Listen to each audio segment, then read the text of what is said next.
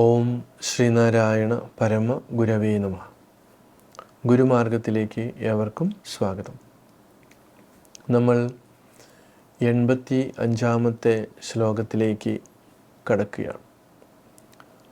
അപ്പോൾ ഓരോ ശ്ലോകങ്ങളിലൂടെയും ഗുരു ഓരോരോ ഉദാഹരണങ്ങളിലൂടെ ആത്മാവ് എന്തല്ല, ആത്മാവ് എന്താണ്, ഇതിനെക്കുറിച്ചുള്ള നിരന്തരമായിട്ടുള്ള ചർച്ചകൾ ഉദാഹരണങ്ങളിലൂടെ ഗുരു നമ്മൾക്ക് നൽകുകയാണ്.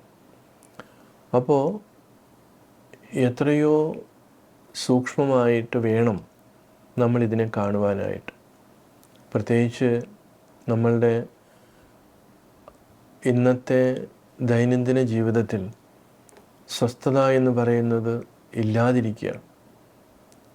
നമ്മളുടെ പല തെറ്റായ ധാരണകളും കാരണം നമ്മളിങ്ങനെ വീണ്ടും വീണ്ടും സംഘർഷാവസ്ഥയിലേക്ക്, മാനസികമായിട്ടുള്ള പിരിമുറുക്കത്തിലേക്ക് അതിവേഗം പോയിക്കൊണ്ടിരിക്കുകയാണ്. ഇങ്ങനെയുള്ള സന്ദർഭത്തിൽ ഗുരു അടുത്ത ഒരു ഉദാഹരണത്തിലൂടെ സൂചിപ്പിക്കുന്നത് നമ്മളുടെ നിഴലിനെക്കുറിച്ചും അതിൻ്റെ ബിംബത്തെക്കുറിച്ചും അത് എല്ലാം എന്തുകൊണ്ട് അങ്ങനെ കാണുന്നു എന്നുള്ളതിനെക്കുറിച്ചൊക്കെയുള്ള ഒരു ഉദാഹരണത്തിലേക്കാണ് വിരൽ ചൂണ്ടുന്നത്. അപ്പോൾ ഗുരു സൂചിപ്പിക്കുന്നു, നിഴലൊരു ബിംബം അപേക്ഷിയാതെ നിൽപ്പീല, എഴുമുലകെങ്ങു അബിംബമാകയാലേ, നിഴലുമതല്ലിതു നേരുമല്ല, വിദ്വാൻ എഴുതിയിടും ഭണി പോലെ കാണുമല്ല. അപ്പം നിഴൽ തന്നെയാണ്. ഒരു ബിംബം അപേക്ഷിയാതെ, ആ ഒരു ബിംബത്തെ ആശ്രയിച്ചല്ലാതെ നിൽപ്പിയില്ല, അതിന് തനിയെ ആ ഒരു ഇത് ഉണ്ടാകത്തില്ല. അതിന് ഒരു ബിംബത്തെ ആശ്രയിക്കാതെ അതിന് തനിയെ നിലനിൽപ്പില്ല. എഴും ഉലക്, ഇവിടെ ഉള്ളതായിട്ട് കാണപ്പെടുന്ന ഈ ലോകം എങ്ങും അബിംബമാകയാലെ, അതിന് എങ്ങും സ്വന്തമായിട്ടുള്ള ഒരു ഉണ്മയില്ല. അബിംബം അത് സ്വന്തമായിട്ട് ഉണ്മയില്ല എന്നുള്ളതാണ്. നിഴലും അതല്ല, ഇത് നേരുമല്ല. ഇനി നിഴലാണോ? അതുമല്ല. സത്യമാണോ? അതുമല്ല. പിന്നെന്താണ്? വിദ്വാൻ എഴുതിയിടും. വിദ്വാൻ, അറിവുള്ള ഒരു കലാകാരൻ എഴുതിയിടും. അവൻ വരയ്ക്കുന്ന, എഴുതുക എന്ന് പറഞ്ഞാൽ ഇവിടെ വരയ്ക്കുക എന്നുള്ള അർത്ഥത്തിലാണ്. ഭണി പോലെ, ഒരു പാമ്പിൻ്റെ ചിത്രം പോലെ കാണുമെല്ലാം. അപ്പോൾ ഇവിടെ ഒരു വളരെ വിദ്വാനായിട്ടുള്ള ഒരു ചിത്രകാരൻ ഒരു പാമ്പിനെ വരച്ചിട്ടാൽ നമ്മൾക്ക് അറിവില്ലാത്ത ആ സമയത്ത് അത് ഉണ്മയായിട്ട് തോന്നും. പക്ഷേ ഇതിനെ വളരെ നമ്മൾ അടുത്ത് നിന്ന് നോക്കുമ്പോഴോ അത് ഒരു വെറും വരച്ചിട്ടുള്ള ഒന്നാണ് എന്ന്. പലപ്പോഴും നമ്മൾ അത്ര ഒറിജിനലായിട്ടുള്ള ചിത്രങ്ങൾ നമ്മളിപ്പോൾ വാട്സാപ്പിലും യൂട്യൂബിലും അതുപോലെയുള്ള മീഡിയയിലൊക്കെ നമ്മൾ നോക്കുമ്പോൾ കാണാൻ പറ്റും എത്രയോ ഒറിജിനാലിറ്റി. ഇപ്പം നമ്മൾ ഈ പ്രപഞ്ചം, ഇപ്പോൾ വെള്ളം കെട്ടിക്കിടക്കുന്നതായിട്ട് നമ്മൾക്ക് മരുഭൂമിയിൽ പോകുമ്പോൾ കാണാം. അത് മരുഭൂമി പോകുന്ന ആളുകൾക്ക് മാത്രമേ പറ്റുള്ളൂ. നമ്മുടെ സാധാരണ ഇതിലാണെങ്കിലോ നല്ല ഹൈവേയിൽ, ഇപ്പോഴൊക്കെ നമ്മുടെ വലിയ വലിയ ഹൈവേകളിലൊക്കെ ഫ്ലൈറ്റ് ഇറങ്ങാവുന്ന രീതിയിലുള്ള വീതിയുള്ള, വശങ്ങളിലൊന്നും മരമില്ലാതെ അങ്ങനെ തുറസായ സ്ഥലങ്ങൾ നമുക്ക് കാണുന്നുണ്ട്. അവിടെയൊക്കെ നമ്മൾ വണ്ടിയിൽ പോകുമ്പോൾ നല്ല വെയിലുള്ള സമയത്താണെങ്കിൽ വെള്ളം കെട്ടിക്കിടക്കുന്നത് കാണാം. ആ റോട്ടിൽ വെള്ളം കെട്ടിക്കിടക്കുന്നതായിട്ട് കാണാം.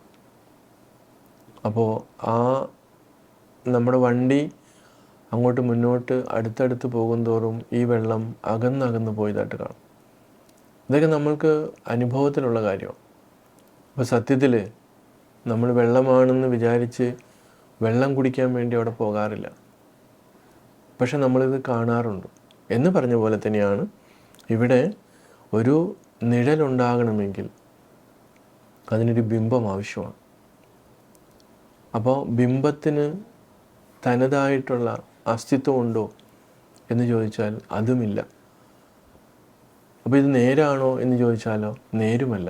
എപ്പോഴാണ് നേരായിട്ട് തോന്നുന്നത്?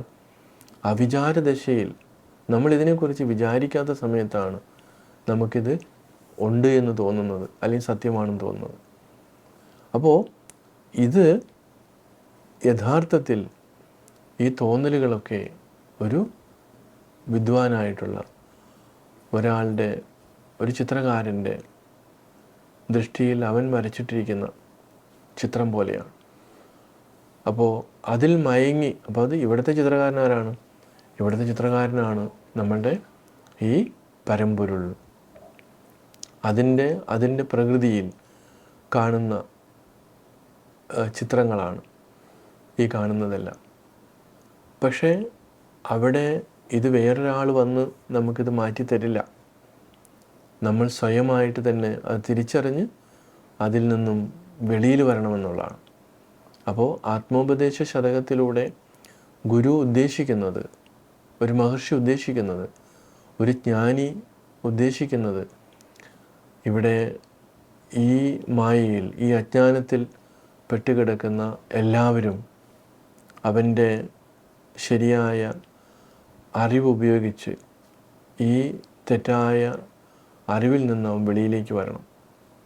അങ്ങനെ ആർക്കാണോ അതിനകത്ത് അത്ര ശക്തമായ രീതിയിൽ മുന്നോട്ട് പോകാൻ സാധിക്കുന്നത്, അവന് മാത്രമുള്ളതാണ് ഈ ഇത്രയും സൂക്ഷ്മത ആവശ്യമുള്ള ജ്ഞാനം. അതെല്ലാവർക്കും ലഭ്യമല്ല, കരസ്ഥമാക്കാൻ ബുദ്ധിമുട്ടായിട്ട് ഉള്ളത് തന്നെയാണ്. അത് ആയിരക്കണക്കിന് വർഷങ്ങളായിട്ട്, ഉപനിഷത്തിൻ്റെ കാലം തുടങ്ങി അത് മഹർഷിമാർ സംശയമില്ലാത്ത രീതിയിൽ പറയുന്നുണ്ട്. ഉപനിഷദുക്തി രഹസ്യം കപടയതിക്ക് കരസ്ഥമാകുകയില്ല എന്നാണ് അവർ പറഞ്ഞിരിക്കുന്നത്. അപ്പോൾ കപടയതി എന്ന് പറയുന്നത് ഈ മാർഗത്തിൽ സഞ്ചരിക്കുന്ന ആരും അവർ സത്യസന്ധം ഈ രീതിയിൽ പോയാൽ മാത്രമേ ആ ഉപനിഷദുക്തി, ഇപ്പോൾ ഗുരു പറയുന്ന ഈ അറിവിലേക്ക് ഉണരാൻ സാധിക്കുകയുള്ളൂ. തീർച്ചയായിട്ടും നമുക്ക് സാധിക്കട്ടെ. എവർക്കും നമസ്കാരം.